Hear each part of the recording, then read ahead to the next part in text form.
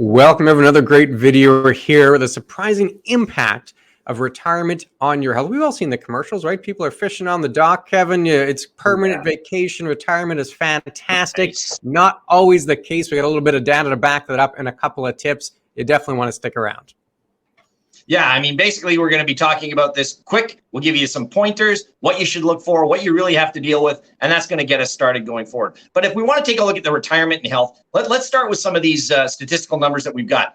In retirement, now, if you're retired, we find that, 15 or 5 to 16%, there's an increase in the difficulties associated with mobility and daily activity. You're also finding an increase in illness conditions and mental health.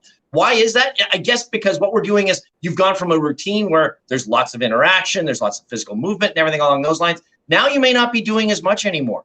Now, if you're not doing that, you can definitely find that you're starting to slow, that you're starting to do things a little differently. You always have to have one side, and then you're jumping from one lifestyle to something that's completely different. And it can have a vast effect on what your mental and physical health are going to deal with and how you're going to deal with retirement going forward.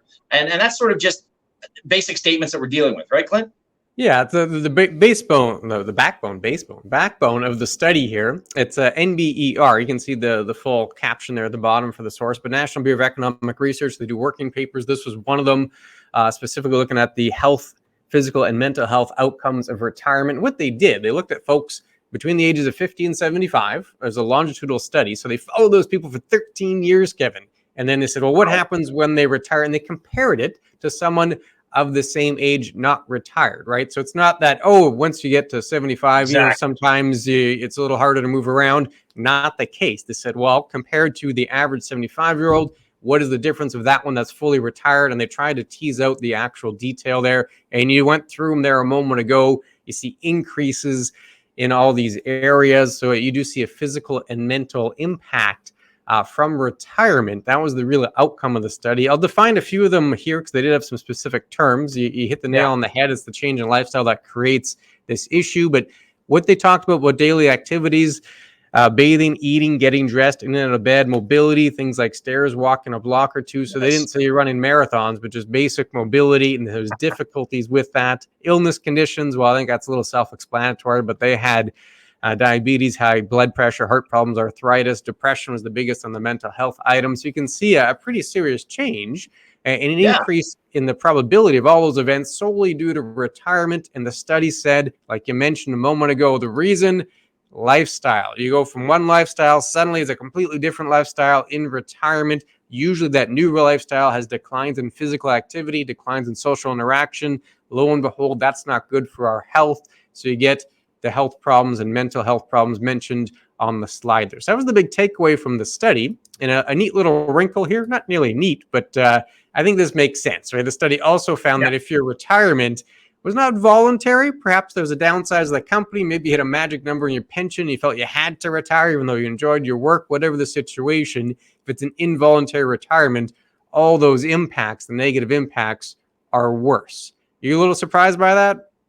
Well, no, I mean, at the end of the day, I mean, if you're still willing and ready to go and all of a sudden you're taken out of that scenario, it's sort of like, well, what do I do now? I mean, maybe you're just, okay, well, I'm going to kick back and I'm going to wait and see and just enjoy life the way it's supposed to be. And yeah, I can see that having a bigger effect because you're still gangbusters to go for everything else. And now that's been taken away from you.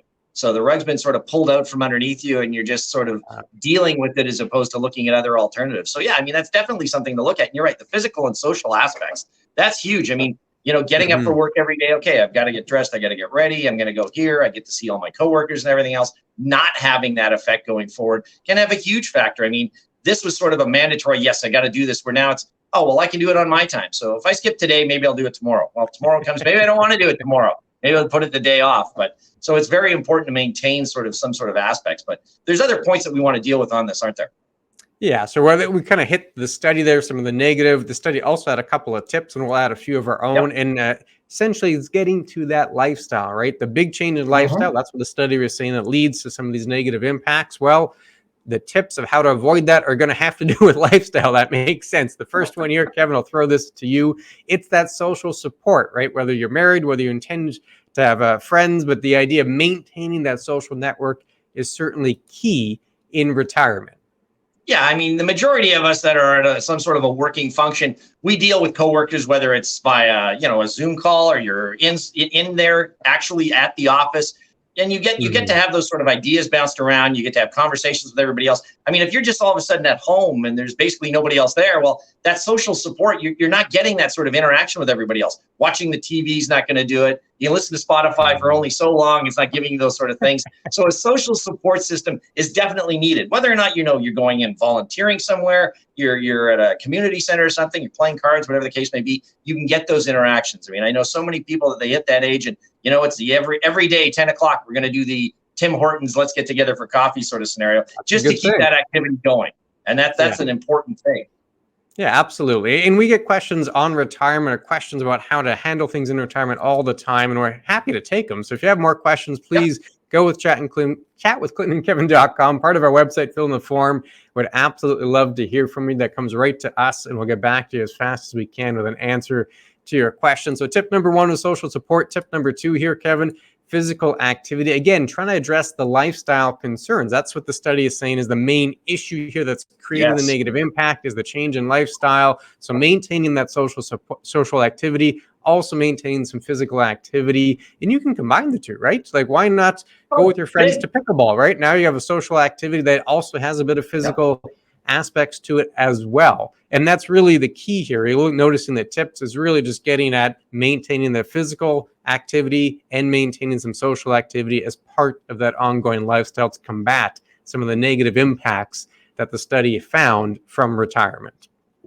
Yeah, and I mean, physical activity is a huge and important one. I mean, I know when I was younger, it just happened naturally. I didn't have to seem to worry about it. But nowadays, I concentrate more and more on making sure that I do have that. How many times a Mhm. day or how many times a week am I going out? Am I playing hockey? Am I walking? Am I doing anything else? These are important. But you're right. If you can combine the two, something along the lines of Perfect. pickleball or playing a sport of some format, it's a great way to have that social interaction. And those can really keep you moving forward for quite a while. And it's going to keep you sharp physically and mentally. And that's really important in retirement. So, I mean, these are tips that, if you utilize them now, it's going to stretch things out for you going forward. And hopefully you Mhm. won't have any of the adverse effects that we've seen right at the beginning of some of the study that we've talked about.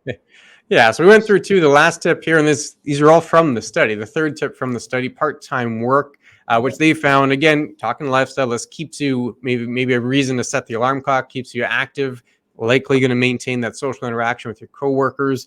That was kind of from the study.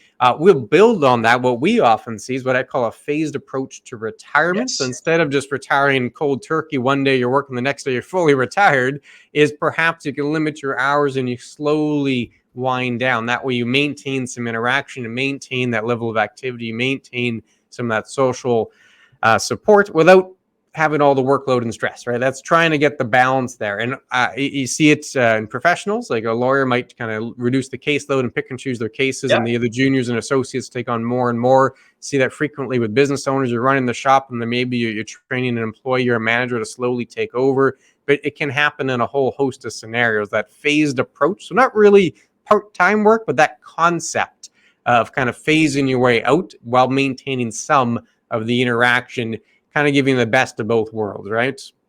Yeah, I mean, at the same sort of time, anytime you try to implement change, you want to do it on more of a gradual basis as opposed to, the sudden light switch being turned on and that's it. We're going to go from here to there. I mean, you get that in teachers as well. A lot of them will hit that. They get the retirement, they do that. And what's the first thing they're doing? They're subbing all next year. Why? Because, they can do 2 or 3 days a week. They can choose their schedule and make it easier. So again, that's exactly, you want to see if you can phase that in as opposed to the sudden, instant change, because that is where you have a lot of the adverse effects. So if you do it slowly, you can start Mhm. to move into other phases where if you're only working 2 days a week, maybe I find my social and my physical activities and something else. That way, when I do hit that full retirement phase, I've already started down that path going forward. So yeah, these are all 3 important points I think that have to be looked at to be able to deal with it. And we've had videos on this, haven't we, Clint?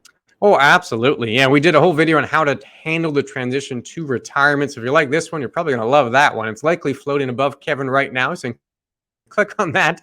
We'll see you there and be back again soon with another video. Take care.